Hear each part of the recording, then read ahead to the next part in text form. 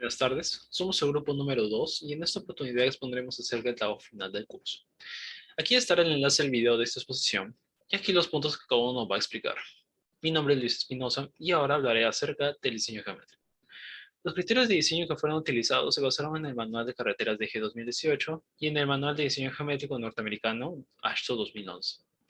Según la demanda, se tiene una carretera de tercera clase, con dos carriles de 3 metros cada uno, y según la orografía es ondulado, accidentado y escarpado. Por el estudio de tráfico, se identificó que el vehículo de diseño tendrá dimensiones similares al single unit truck de la Ashton. Para la velocidad de diseño, por la orografía se vio conveniente trabajar con 30 kilómetros por hora y con 20 kilómetros por hora para curvas y zonas urbanas, y se estableció una distancia de visibilidad de 30 metros. En el diseño transversal, el bombeo es de 2,5% y la berma es 0,5, lo que más la calzada da una corona de 7 metros en total.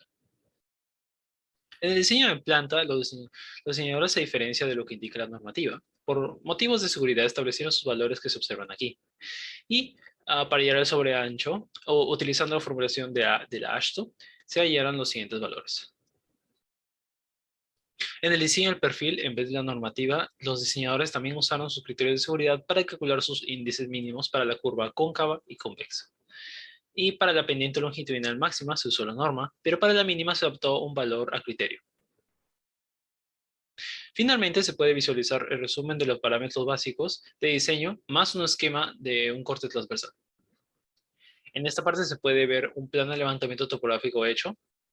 Después se puede ver un plano en planta del perfil longitudinal de un tramo. Y por último, se puede ver un plano de secciones típicas transversales. Y según el reporte de volúmenes, se aprecia la cantidad de metros cúbicos estimados para el corte y relleno.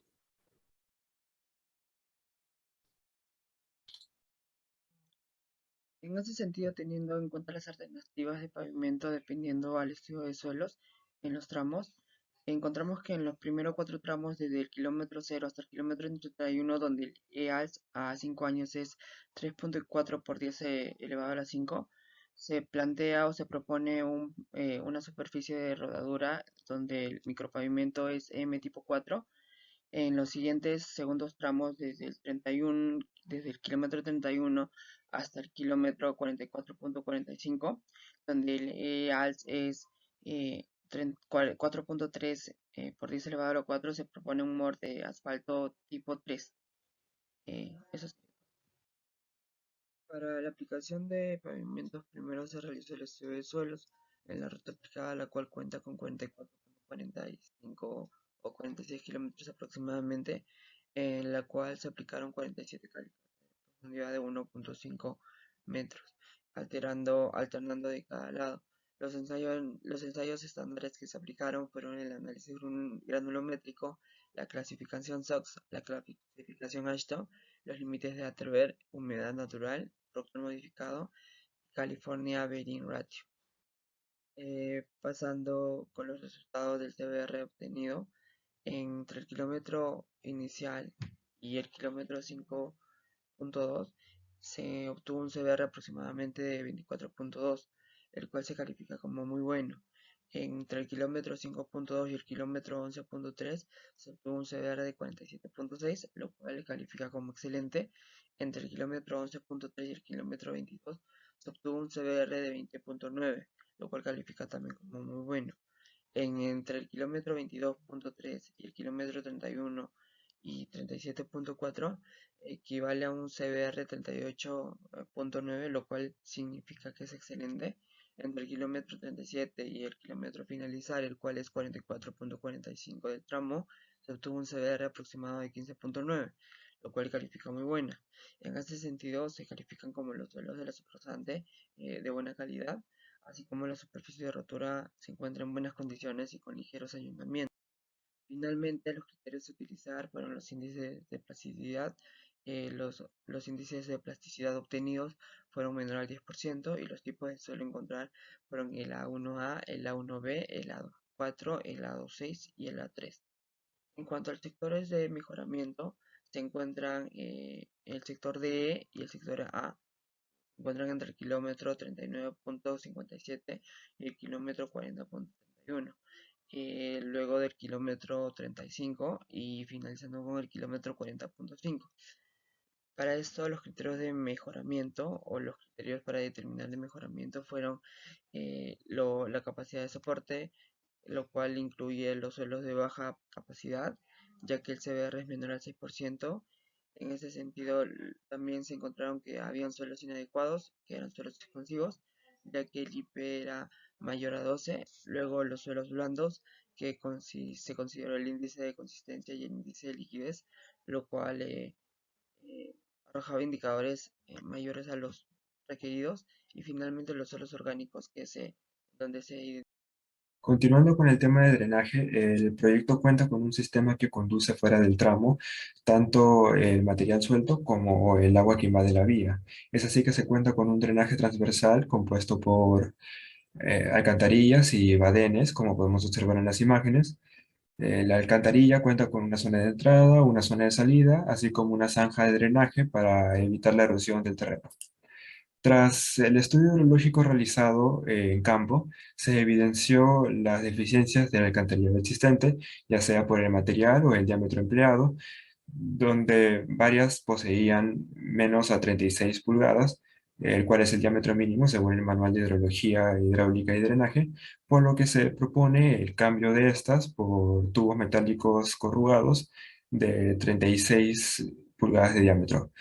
Con respecto a los badenes, se identificaron 15 a lo largo de todo el tramo, las cuales serán de mucha ayuda para la descarga de la cuenca en épocas de lluvia. Ahora, con respecto al drenaje longitudinal, se tiene dos tipos de cuneta, las cuales desaguan en la zona de entrada y la zona de salida de la alcantarilla, como podemos ver en la imagen. Se tiene el tipo 1 de sección triangular, de material mixto, el cual será colocado al lado de los taludes, puesto que en la zona del terraplén no es necesario. Así también se tiene el tipo 2 de sección rectangular para la zona urbana, elaborado con concreto armado. Hay que resaltar que para el tipo 1 se empleará una berma de 50 centímetros al lado de la cuneta, mientras que para el tipo 2 se empleará un techo de rejilla de acero. De acuerdo al manual, se aplica lo señalado para el cálculo del caudal de diseño, donde una vez establecido el área de aporte, se determina la intensidad de la lluvia a base de curvas de intensidad, duración, frecuencia, como la obtenida en el estudio hidrológico, para posteriormente, según las características morfológicas, establecer el coeficiente de escurrimiento, dando así un caudal de diseño de 157,43 litros por segundo. Entonces, una vez hecho el dimensionamiento, se tienen los esquemas de la cuneta tipo 1 y la cuneta tipo 2, donde podemos observar que sus medidas cumplen con los requisitos mínimos establecidos en el manual. Bueno, continuando con la exposición, ahora vamos a hablar de la evaluación económica del proyecto. Esto básicamente, esto se ha hecho la evaluación en 10 trimestres en todo el proyecto, con una inversión inicial de 600.000 soles. Tenemos unos ingresos, en el primer trimestre de 369.000 soles aprox, siendo el mayor y el menor en el décimo trimestre con 152.000 mil soles. Bueno, tenemos eso ha sido un ingreso de parte del proyecto en los diferentes rubros. Además, hemos tenido egresos de 1.750, de 1.900 siendo el mayor y el menor de 1.500. Hemos tenido una depreciación de 650.000, como podemos ver en todos los trimestres.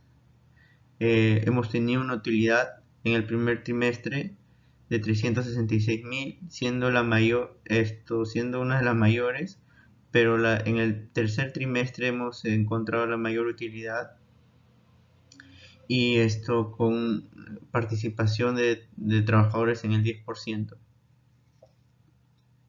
Hemos tenido utilidad después de impuestos, después del IGB. Como podemos ver en el noveno trimestre, es el mayor, en el quinto trimestre tenemos la mayor utilidad, que podemos observar. Bueno, esto también como flujo de fondos, podemos ver que en cada trimestre ha ido esto disminuyendo, perdón, aumentando en algunos trimestres consecutivos. Sin embargo, en algunos trimestres, en los últimos, por lo general, ha habido un aumento también. Y bueno, como también se puede decir que tenemos un valor anual neto del 14%, que representa 5.442.21, se ha convertido acá en este caso a dólares. Ahí tenemos una tasa de interés de un 28.5% en los 18 días que son en los 6 meses. Gracias. Siguiendo con la exposición, la evaluación ambiental. Primero tenemos que determinar el área de influencia, ¿no? Tanto la parte directa y la indirecta, ¿no? La parte directa es 100 metros a la redonda y parte indirecta es a 500 metros a la redonda, ¿no? El empalme de Chachapoyas en Levanto. Pero son los daños más frecuentes son tanto la fauna y la flora y tanto el daño al ecosistema porque estamos en una parte donde es la selva. Por otro lado, tenemos el impacto de la fauna, ¿no? El impacto de la fauna es más que nada los animales que tienen una accesibilidad sonora. Cuando llegan las maquinarias y hacen el sonido, y los animales buscan otro hábitat, ¿no? Alejándose de su hábitat confortable. Por otro lado, es el impacto a la flora, ¿no? Cuando hacemos una carretera o aparte vamos una trocha, tenemos que cortar, hacer unos cortes y vamos a, por ende, a cortar árboles de parte de los ríos, malograr y pues estamos deteriorando el ecosistema. En la parte también del agua, ¿no? A veces lo botamos el de montes, no tenemos una buena planificación para botar nuestras excretas o nuestros materiales, entonces estamos malogrando la parte de los canales riegos y esto es perjudicando el sistema de riego de los comuneros, ¿no? Por otro lado, el impacto social, ¿no? A veces en los expedientes técnicos no se deterioran bien las actas de compromiso con las comunidades y cuando haces los cortes en las carreteras, vienen los dueños, la parte de los senderos, los linderos de los comuneros y eso hacen que la paralicen las. Por otro lado, tenemos los componentes, ¿no? Tanto el agua, el suelo, el pasaje, el aire, la fauna y la flora y la parte socioeconómica que son afectados por la parte de la obra, ¿no? Dentro de los ítems tenemos la alteración de la calidad del agua superficial, la alteración de la cantidad de aguas subterráneas, el cambio de los suelos y la alteración de la calidad de suelos, la alteración del paisaje, el incremento de los niveles sonoros, la calidad del aire, la alteración del hábitat de los animales, su ahuyento, el efecto de la barrera de desplazamiento de la fauna, la afectación de la fauna genética, la afectación de la vegetación, las parte de la comunidad, la población, la perturbación del tránsito fluvial y los centros poblados, ¿no? En esta parte tenemos que en el agua es 36,3, que es moderado, suelo es 29,75, también moderado, el paisaje también es moderado, en el aire también es un poquito, ya se está llegando a severo, en la fauna sí es un parte severa, en la flora es severa y en el socioeconómico es 45 también un poco severo, ¿no? Para ver soluciones, acá tenemos la revegetación de las áreas afectadas, ¿no? Tenemos que plantar nuevos árboles, restablecer áreas verdes en otras partes, ubicar los depósitos materiales excretas, ¿no? Nuestros materiales excedentes, tenemos que buscar una planificación donde vamos a botar esas partes, cuidarles aguas, canalizarlos, hacer unas cunetas, coordinación de las áreas ecológicas, tanto de los animalistas, tanto con los comuneros y las partes de las organizaciones, para refugiar a estos tipos de animales, mitigar el sonido de las maquinarias, encerrando una zona donde vamos a trabajar, y por otro lado, mitigar los polvos de la zona, humedeciendo el patrimonio para que no sea tanto para el ser humano y tanto los animales, ¿no? Eso es todo. Muchas gracias.